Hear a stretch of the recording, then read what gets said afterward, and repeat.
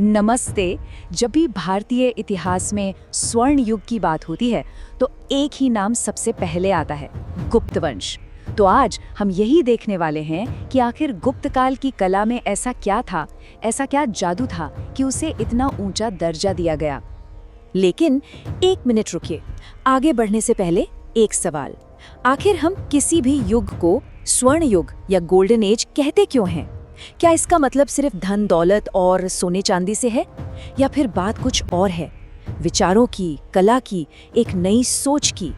बस यही सवाल है जो हमें गुप्त काल को समझने में मदद करेगा। तो एक नज़र जरा टाइमलाइन पर डालते हैं। गुप्त काल का समय था करीब 319 से 550 ईस्वी तक, यानी मौर्य और कुषाण साम्राज्यों के बाद का दौर। और इसी दौर ने, कह सकते हैं, भारत की कला को एक बिल्कुल ही नई और शानदार दिशा दी। तो चलिए बात करते हैं इस स्वर्ण युग की। देखिए, गुप्त कला सिर्फ कोई नई स्टाइल या डिजाइन नहीं थी। नहीं, ये उससे कहीं ज्यादा थी। ये एक वैचारिक बदलाव था, एक पैराडाइम शिफ्ट, जिसने कला को देखने का, उसे समझने का पूरा नजरिया ही बदल कर रख दिया। अच्छा, अब ये जो पॉइंट है ना, ये बहुत ज़रूरी है। देखिए, गुप्त काल से ठीक पहले जो कुषाण कला थी, उसका फोकस वो था शरीर पर, फिजिकल फॉर्म पर, बाहरी बनावट पर। लेकिन गुप्त कलाकारों ने आकर इस खेल को ही बदल दिया। उन्होंने कहा, बाहर नहीं, अंदर देखो। उनका फोकस था आध्यात्मिकता पर, मन की शांति पर, उस आंतरिक सुंदरता पर। और यकीन मानिए, यही वो सबसे बड़ा बदलाव था जिसने सब कुछ बदल दिया। अब बात करते हैं वास्तुकला की, यानी आर्किटेक्चर की। गुप्त काल की एक बहुत बड़ी देन है मंदिर। जी हाँ, पहली बार आस्था को, भगवान को एक स्थायी घर मिला। इसी दौर में भारत में मंदिर बनाने की परंपरा शुरू हुई। इससे पहले इस तरह के पक्के स्थायी मंदिर नहीं बनाए जाते थे। और ऐसा नहीं है कि ये मंदिर रातों रात बन गए, इनका भी एक एवोल्यूशन हुआ। देखिए, शुरू में जो मंदिर बने, उनकी छतें एकदम सपाट थीं। फिर थोड़ा और विकास हुआ तो मंदिर एक ऊंचे प्लेटफॉर्म पर, जिसे जगती कहते हैं, उस पर बनने लगे। और फिर आया वो बड़ा बदलाव, शिखर। मंदिर के ऊपर वो ऊंचा नुकीला टावर जो आज भारतीय मंदिरों की पहचान बन चुका है। एक और बहुत ही खूबसूरत परंपरा इसी दौर में शुरू हुई। वो ये कि मंदिरों के जो एंट्रेंस गेट होते थे, उनके दरवाजे पर गंगा और यमुना, हमारी पवित्र नदियों की मूर्तियां उकेरी जाने लगी। ये पवित्रता का प्रतीक भी थी और एक तरह से भक्तों का स्वागत भी करती थी। चलिए, अब आते हैं उस चीज पर जो गुप्त कला की जान थी, उसकी आत्मा थी, मूर्ति कला, यानी स्कल्पचर। यहाँ के कलाकारों का मकसद सिर्फ पत्थर को काटना छाटना नहीं था। उनका लक्ष्य था पत्थर में जान डाल देना। वो मूर्तियों के जरिए अंदर के भाव, आत्मा की शांति, वो सब कुछ दिखाना चाहते थे जो आंखों से नहीं दिखता। तो गुप्त काल की मूर्तियों को पहचानना बहुत आसान है। कुछ खास बातें हैं। पहली, चेहरों पर एक अजीब सी शांति और एक दिव्य मुस्कान होती है।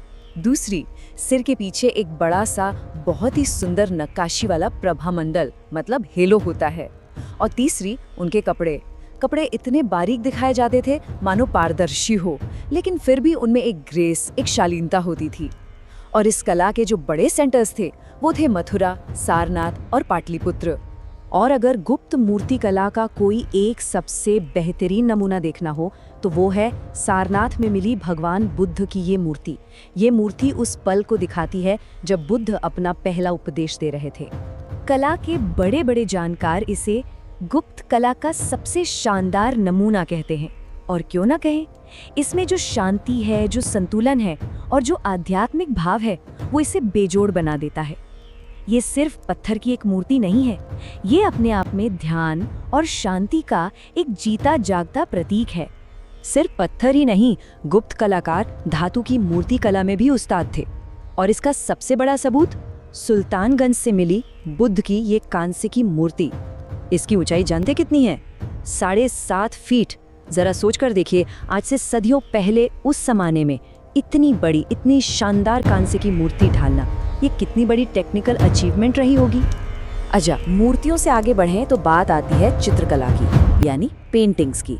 गुप्त काल इस मामले में भी कमाल का था। कलाकारों ने गुफाओं की अंधेरी दीवारों को कैनवस बना लिया और उन पर अपने रंगों से ऐसी ऐसी कहानियां रच दी जो आज भी इतने सालों बाद भी एकदम जिंदा लगती हैं। इसके सबसे मशहूर एग्जाम्पल मिलते हैं महाराष्ट्र की अजंता गुफाओं में, खासकर केव नंबर 16 और 17 में। यहीं पर वो दुनिया भर में मशहूर पेंटिंग है मरणासन्न राजकुमारी या डाइंग प्रिंसेस। इसमें जो भाव हैं, जो करुणा है, वो लाजवाब है। इसके अलावा मध्य प्रदेश की बाघ गुफाओं में भी चित्र मिले हैं और वहाँ का विषय थोड़ा अलग है। वहाँ आम लोगों की जिंदगी को दिखाया गया है। वैसे इन पेंटिंग्स को बनाने की एक खास टेक्निक थी जिसे फ्रेस्को कहते हैं। इसमें होता ये था कि दीवार पर गीले प्लास्टर के ऊपर ही पेंटिंग की जाती थी। इससे होता ये था कि रंग सूखकर प्लास्टर का ही हिस्सा बन जाते थे, और यही वजह है कि ये पेंटिंग्स आज हजारों साल बाद भी हमें देखने को मिलती है। पेंटिंग के अलावा पहाड़ों को काटकर गुफाएं और मूर्तियां बनाने का काम भी खूब हुआ। इसका एक जबरदस्त उदाहरण है मध्य प्रदेश की उदयगिरी गुफाएं। यहाँ विष्णु के वराह अवतार की एक बहुत बड़ी मूर्ति है जिसमें वो पृथ्वी को बचा रहे हैं। ये विशाल मूर्ति उस समय के गुप्त साम्राज्य की ताकत और उनकी स्थिरता को दिखाती है। तो इन सारी बातों का निचोड़ क्या है? गुप्त कला की सबसे बड़ी विरासत, उसकी लेगेसी क्या है? वो ये है कि इसने आने वाली सदियों के लिए भारतीय कला का एक स्टैंडर्ड सेट कर दिया, एक क्लासिकल बेंचमार्क बना दिया जिसे बाद के कलाकार फॉलो करते रहे। अगर हमें इसे 3 मेन पॉइंट्स में समझना हो तो वो ये है। पहला, ये कला पूरी तरह से भारतीय थी, एकदम स्वदेशी। इस पर बाहरी असर लगभग 0 था। दूसरा, इसकी खूबसूरती बाहर नहीं अंदर थी, आध्यात्मिक थी। और तीसरा, और ये बहुत अहम है, कि इसमें हिंदू, बौद्ध और जैन तीनों धर्मों की कला को बराबर जगह और सम्मान मिला। तो आखिर में एक सवाल के साथ इसे खत्म करते हैं। कहते हैं कि कला किसी भी सभ्यता की आत्मा होती है ना? तो फिर गुप्त कला हमें अपने इतिहास के बारे में, अपने समाज के बारे में क्या बताती है? शायद ये हमें एक ऐसे समाज की कहानी सुनाती है जहाँ संतुलन, आध्यात्मिकता और अंदर की खूबसूरती को सबसे ज्यादा अहमियत दी जाती थी। सोचने वाली बात है ना?